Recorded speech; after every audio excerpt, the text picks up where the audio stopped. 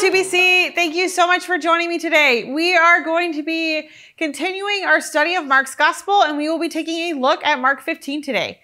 Will you pray with me as we get started? God, we thank you for today. We thank you for your word, and we thank you for this journey that we've had through Mark's Gospel.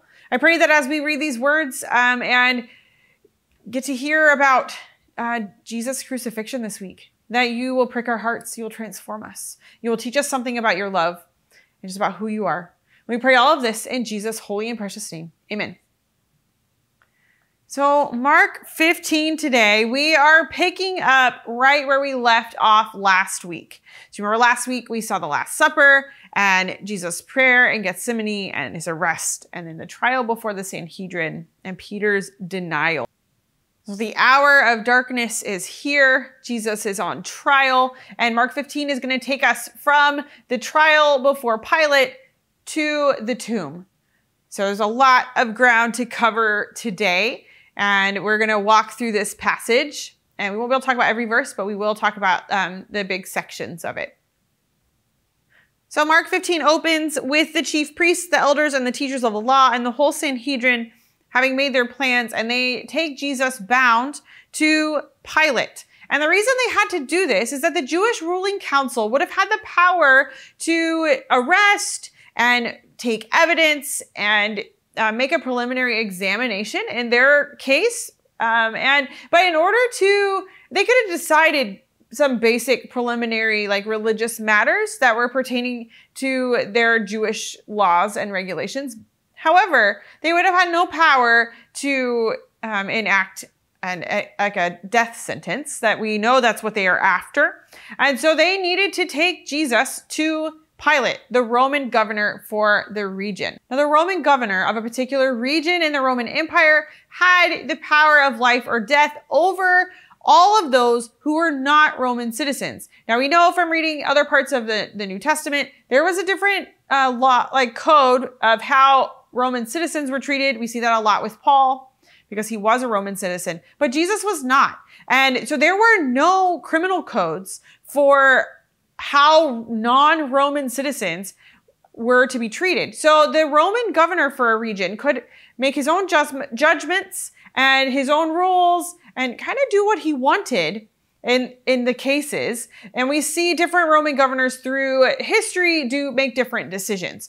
Now, Pilate would not have been willing to just hear any case that the Jews brought before him. He wouldn't have cared about a case of blasphemy against the Jewish law and the Jewish religion and worship and all of those things. He wanted to deal with, would only hear cases that dealt with or against the Jewish or the Roman Empire specifically. And so we can infer the charge that the religious leaders had to give, because Pilate asked this question, are you the king of the Jews? So then the charge that they're bringing to Pilate, that Jesus has, the crime that they're saying that he's done, is that he said he's the king of the Jews, which would put him, to a claim of kingship, would put him in direct conflict with the emperor, right? Because the emperor was the king, the only king. So no one else could be king. So this is the charge that they are bringing to get Pilate to hear this case. And Jesus' response to Pilate's question is really short. You have said so. Really, in this whole section of Mark 15, Jesus says very little, and it's mostly what is happening to him. But he says, you have said so, in response to Pilate. And we see as we continue to read this story that Jesus refuses to defend himself. He does not defend himself against any of the accusations that the Jewish religious leaders are bringing against him. He just remains silent. And Pilate is amazed. Now, as we look at this next part with in verse 6, there's a custom to have a prisoner released that the people requested during the festival. It's important for us to remember that trials in the Roman world were usually very public. There would have been a crowd. People would have been there calling out what they thought should happen. And so this would have been a very unruly situation anyways. And Pilate would have been very concerned with keeping the peace. We don't want any riots. We don't want anything crazy to happen because we don't want the higher up powers to have to sweep in and deal with it. Pilate needs to be able to handle what's going on. So the crowd, who has been stirred up by the religious leaders, though, are asking for Barabbas to be released. And we're told that Barabbas was in prison with the insurrectionists. We're not really told, and they were told that he had committed murder in an uprising, but we're not given very much more detail about him, just that he had done these things. And so they ask for Barabbas to be released instead of Jesus. And so the crowd, this crowd not only asks for Barabbas to be released, but they demand that Jesus be crucified. So they've gone even further. Now, Pilate, though, seems to be somewhat confused. What shall I do then with this one you call the King of the Jews? They respond, crucify him. And in verse 14, Pilate says, why? What crime has he committed? But they get louder and louder about crucifying him. And so Pilate, even though he really doesn't seem to think that Jesus is deserving of death, he was willing to release him, decides he wants to satisfy the crowd. So he releases Barabbas and has Jesus flogged. Jesus would have been bound to a pillar or over a rock, and he would have been struck with what is called a flagellum. And this was leather, so a leather whip that was plated with pieces of bone or lead or even bronze. And then the whole point of this instrument of torture was to rip and destroy the flesh of the person who's being whipped. And so this happens and before he is crucified, and then he is mocked by the soldiers. So this next section starting in verse 16, and they mock him as this false king. They put this purple robe on him and a crown of thorns on him, and they call out to him, "Hail, King of the Jews," and struck him, and they paid mock homage to him, like kneeling before him. And then after they were done hurting him and mocking him, they lead him away to crucify him. And just as trials were very public in the Roman world, so were executions. And the Romans were masters at execution. Crucifixion is one of the worst forms of execution and torture that has ever been invented by humanity. And they used it as this warning and as a deterrent. That was what they were hoping, is that the terribleness of it would be a deterrent for anybody else who saw it. And so they would crucify the victims at a crossroads, at a very public road, on a place where lots of people were going to be coming by. And so that's what we see here. Jesus is led outside of the city. Now, normally the victim would carry the cross beam. So the upright beam would have already been in place, most likely in the ground. And then the victim would carry the cross beam across their back to the site of crucifixion. But Jesus is unable to. And we're not really told more than that. They're just told that Simon from Cyrene, father of Alexander and Rufus, was passing by, and they forced him to carry the cross. So most likely Jesus was too weak already. When you think about what he'd already endured, all of the mocking and all of the scourging, the whipping and all of the things that he'd already been through, he was had already lost too much blood and was too weak to carry his own cross. And so this man, Simon from Cyrene, is pressed into service. Now, Simon of Cyrene, we're not told a ton about him, but the details that are included are very interesting. So Cyrene was in northern Africa, and we're told that he's the father of Alexander and Rufus. So most likely the reason these details were included is that perhaps he became a follower of Jesus later on, and these men were known to Mark's audience. And Dr. Garland made this interesting point in his commentary this week that I thought was so fascinating. So you have the name Simon, the name Alexander, and the name Rufus. And these names are interesting because you have Simon, which is Hebrew, we have Rufus, which is Latin, and we have Alexander, which is Greek. And so you have these three names, and this almost this way of saying that the gospel is going to reach across all of these cultures and continue to spread. You have Simon spreads to the Greeks, it'll spread to the Romans who were speaking Latin. It's so interesting, this little detail. I thought it was just an interesting point. It was just a little side note. I found it fascinating. So anyway, so he carries this cross, the cross beam for Jesus, to the site of crucifixion at Golgotha, which means place of the skull. And so Jesus is led out there. The victims of crucifixion would have been paraded through the streets with a sign detailing their crimes because the Romans wanted this to be a very public affair, a deterrent, a warning. Don't do this. Don't do these things because this will happen to you too, right? And so he's been paraded.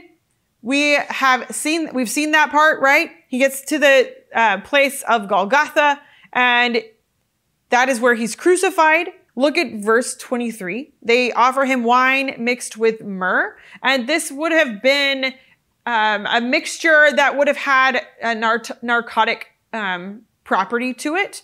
But he does not take it. Now, why are they offering? Is this an act of compassion on the part of the soldiers?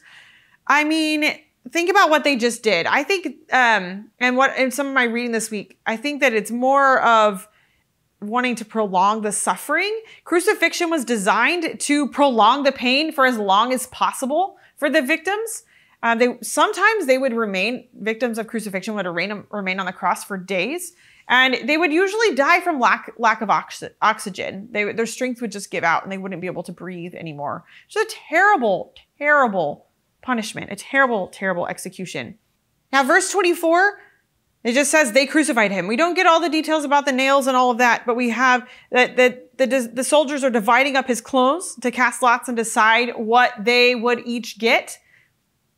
One interesting point that I found as I was reading this week was Jesus's clothes. If we look throughout Mark's gospel, when we think about Jesus' clothes, think about the woman with the flow of blood. She's wanting to touch the hem of his garment. So there's like this power kind of associated with Jesus's garments. And we see his clothes shining dazzling white at the transfiguration. And then here, him being stripped of his clothes, and then his clothes being distributed to these soldiers. There's casting lots and just taking what they want. And it's kind of an interesting thought to think about, like what that means. Another feature that we see of Mark's account of the crucifixion is he does toll the hours here. And it's so interesting because he doesn't give us a whole lot of the chronological information. Everything in Mark has just moved quickly, right? Jesus is the lion that is bound onto the scene and just goes from place to place and everything moves quickly. And we don't get a lot of chronological markers, but we do get these hour markers through the scene of Jesus's crucifixion. This first hour that is told here is in verse 25, and it's 9 a.m, or the third hour. And this is the hour in which he was crucified. And then later on, we'll see the 6th hour. That's down in verse 33. And that's noon. And that is when darkness covers the land. And then we see the 9th hour, which is 3 p.m. And that was when Jesus cries out and he dies. And that is also the Jewish hour of prayer. So we'll talk about those as we come to them. But I wanted to go ahead and point that out because it is a unique feature of Mark's account of the crucifixion. So we're looking here at starting in verse 27, we're told about the people, the two rebels who are crucified at the same time. We're also then told about the mockers. So it was fairly common for people to cry out insults at victims of crucifixion. They would just say whatever they felt like saying to these people. And here we see them saying, "You were going to destroy the temple and build it in 3 days. Come down from the cross and save yourself." And so we see like random people doing that. And then we have the chief priests and the teachers of the law mocked him among themselves, saying things like he saved others, but he can't save himself. Let this Messiah, this King of Israel, come down now from the cross, that we may see and believe. So they're saying, well, if he'll just come off the cross now, we'll believe him. So then we get to the 6th hour, so noon, and we have darkness that is covering the earth, is what it says, came over the whole land. Darkness that came over the whole land until 3 p.m. And as I was reading through Dr. Garland's commentary on Mark this week, he pointed out the significance of darkness. And there were a couple of them I found fascinating. One is that darkness was associated with mourning in the ancient world. And I thought it was really interesting because he pointed out it was almost as if the sun was lamenting. We have darkness over the land. Jesus is dying and the sun is even lamenting about it. Darkness was also associated with the death of a great man. as like more of like a cosmic sign of like the death of a king. Darkness was also a signal of God's judgment. We see that in the Old Testament. I can direct you to Amos 8. I would take some time to look that up, but darkness was associated with God's judgment. Jesus also talked about darkness announcing the day of the Lord. If you looked back at chapter 13, with the sun will be darkened and the moon will not give its light. So this judgment, this day of the Lord, darkness is going to happen. So we see that theme throughout scripture. We see the theme of darkness and significance of darkness in just the ancient world in general. And I think it's so interesting that it happens here as well. So we have darkness covering the land, and then Jesus is crying out from the cross. And his cry is, my God, why have you forsaken me? And the people misunderstand what he's saying, right? They're saying, he's calling for Elijah. Someone goes and gets a sponge and they want him to drink it. Let's see what happens, right? They just want to see if Elijah comes down. But really, my God, why have you forsaken me, is the first part of Psalm 22. And I want you to turn there because this psalm is so significant. And we're not going to take the time to read the whole thing, but it starts this way. My God, why have you forsaken me? Why are you so far from saving me, so far from my cries of anguish? My God, I cry out by day, but you do not answer, by night, and I find no rest. You are enthroned as the Holy One. You are the one Israel praises. And he goes on and says, I'm a worm and not a man. This is verse 6. Scorned by everyone, despised by the people. All who see me mock me. They hurl insults and shaking their heads. He trusts in the Lord, they say. Let the Lord rescue him. Let him deliver him, since he delights in him. And they go down to verse 14. I am poured out like water. All my bones are out of joint. My heart has turned to wax. It is melted within me. My mouth is dried up like a potsherd. My tongue sticks to the roof of my mouth. You lay me in the dust of death. All my bones are on display. That's verse 17. People stare and gloat over me. They divide my clothes among them and cast lots for my garment. So I encourage you to take time to read Psalm 22 and see what you hear in that we also see at the crucifixion. So scholars have asked the question, Jesus is saying, my God, why have you forsaken me? Is this just an isolated cry, or was he really calling out this psalm? And then if he was calling out this psalm, why did he just quote the first line? But it was fairly common to know the psalms by their first line, the different ones, to know so to call out this one psalm is to invoke the whole one, all of it, Psalm 22. And he's dying on a cross. He's being crucified. Can we really expect him to read or to say the whole psalm? That's a lot of breath to be able to say that. He wouldn't have had much.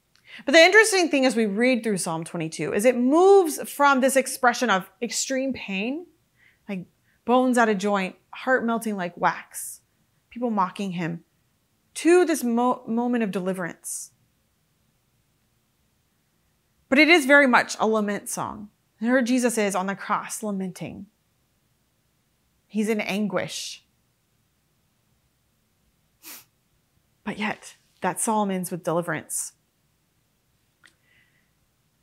And we get down here to verse 37. And it says, with a loud cry, Jesus breathed his last. This kind of cry would have been unusual for crucifixion victims for what we've already talked about. They would die of exhaustion and because of a lack of oxygen. So could this be a sign of superhuman strength? One of the things I was thinking about is we talked about how Mark's gospel, the symbol is a lion. Jesus is this lion that is bursting onto the scene. So we have Jesus here on the cross. It's the roar of the lion, right? Breathing his last. This one last loud roar. But look at what follows this loud cry. I think this is what gives this idea of it being a bit superhuman, a bit more to stand on here. Is you have the curtain of the temple being torn in two from top to bottom. And then we have the centurion, so the leader of the death squad, standing there looking at him in front of Jesus and he saw how he died. And his response is, surely this man was the Son of God. Something about the way that Jesus died caused him to make that confession. Now let's think about this confession for a second, because Son of God was a title that was reserved for the emperor. So to apply it to anyone else was very dangerous for him to do. It was very scandalous. He could get in a lot of trouble for that. But something about the way Jesus died. This man probably hadn't seen Jesus perform miracles, probably had not heard Jesus teaching.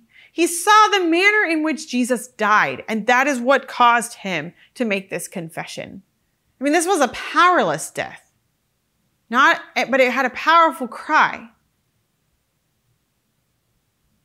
This centurion saw him mocked, beaten, nailed to a cross, his clothes stripped away.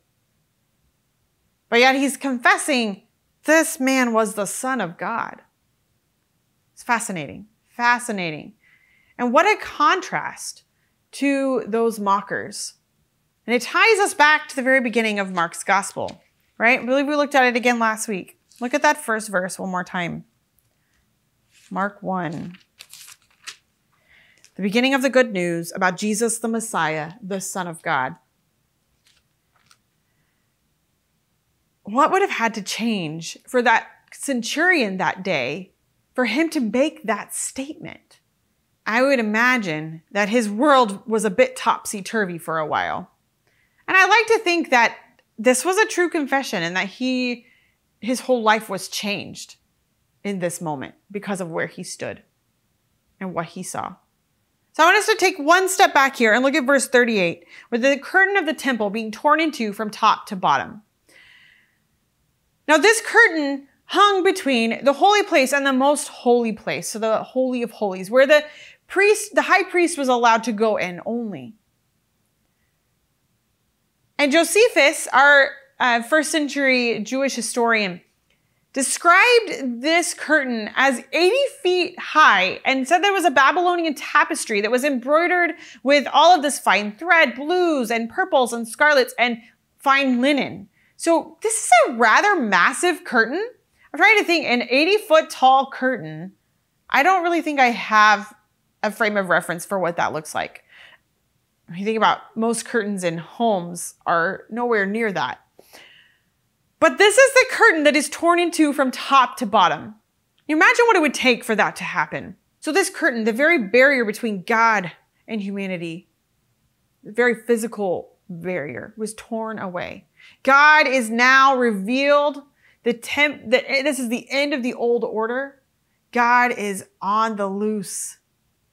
He's not confined to this place. This is such a significant moment here. We already had talked about Jesus cleared the temple and how this was a prophetic sign of God saying that the temple is going to be no more. This is not the way things are going to be. It's not the place of salvation. Jesus is going to be the place of salvation, right?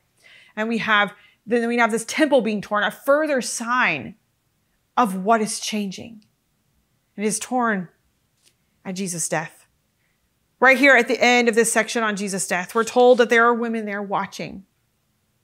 So we know there were followers of Jesus, women followers of Jesus, who were faithful.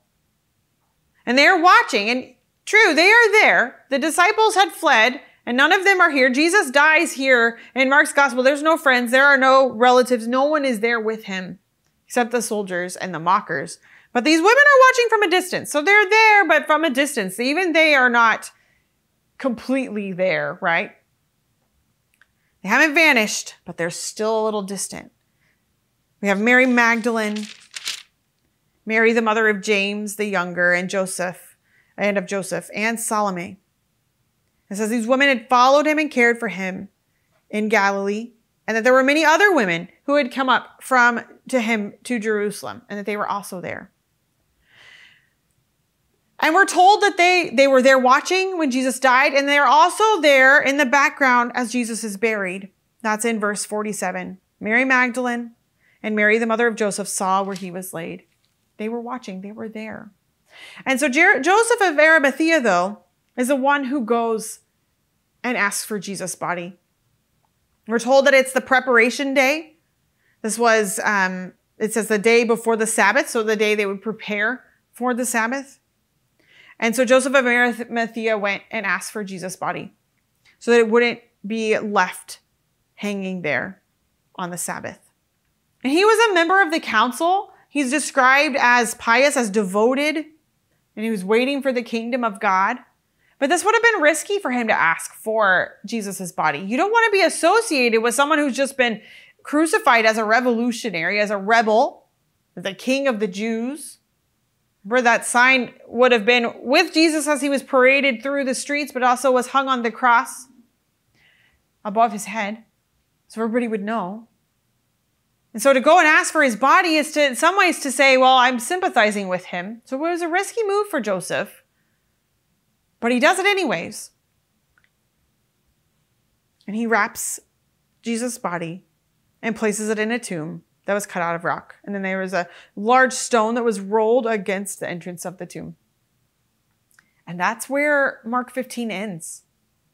Jesus has died, but it has huge theological significance. And I would say that is the overarching focus of Mark's account of the crucifixion, is what is the theological significance of Jesus' death? And he focuses on the temple curtain being torn, and ties a lot in with Psalm 22. And there's so many things that have changed as a result of Jesus' death.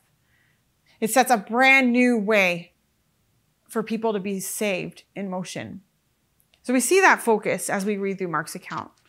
But what stood out to you in his account? What parts really grabbed your attention? I know for me, the centurion's confession is always one of those things that grabs my attention. And also thinking about that curtain being ripped in two and how big it was, how massive it was, and what the significance was. So I encourage you to reflect on that this week as you prepare and as you think about Jesus and what he did for us on the cross. And just take that time to read Mark's account for what it is and not try to add in the parts from the other gospels that we know as well, but read Mark's account for what it is. See what God has to say to you through that. Next week, we will finish up our study of Mark's gospel. We'll be in chapter 16, so I hope you'll join me then. Bye!